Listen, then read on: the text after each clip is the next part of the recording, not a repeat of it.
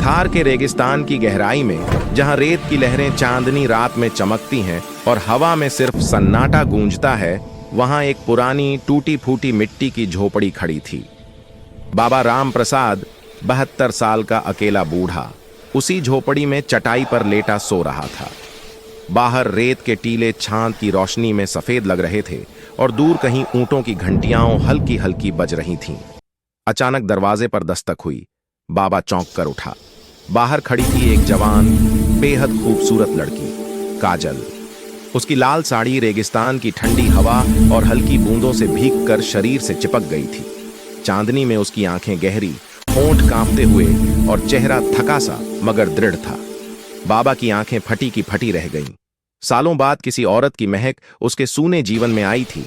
वो हकलाया, बेटी, ये रेगिस्तान, रात के इस वक्त तू यहां? काजल ने होठों पर हल्की मुस्कान बिखेरी। बाबा, रास्ता भटक गई। बारिश की बूंदें रेत पर गिर रही हैं। ठंड बहुत है, एक रात की पनाह दे दो।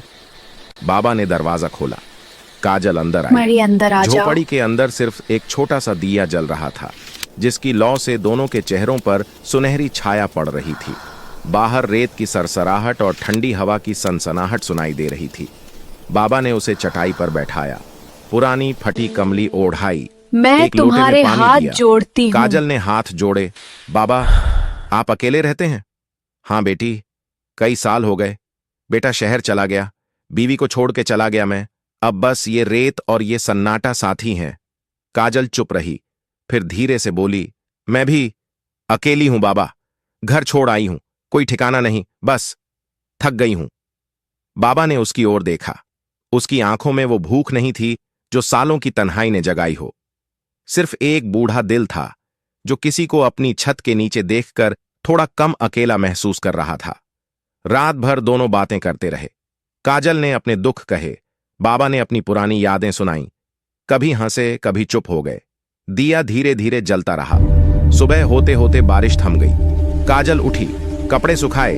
बाबा ने एक पुरानी मगर साफ चादर दी। ले जा बेटी, रास्ते में काम आएगी। काजल ने चादर ली, फिर बाबा के पैर छुए। बाबा, आपने मुझे रेगिस्तान में घर दिया, मैं कभी नहीं भूलूंगी। बाबा मुस्कुराए, आंखें नम। जा बेटी, जहां जाना है जा, बस इतना याद रखना, रेगिस्तान में भी कभी कभी कोई राह मिल जाती है। काजल चुपचाप निकल गई। रेगिस्तान की रेत पर उसके पदचिह्न कुछ दूर तक दिखे, फिर हवा ने उन्हें मिटा दिया। पीछे सिर्फ एक बूढ़ा बाबा बचा, जिसकी झोपड़ी अब भी गर्म थी और मन में वो रात की यादें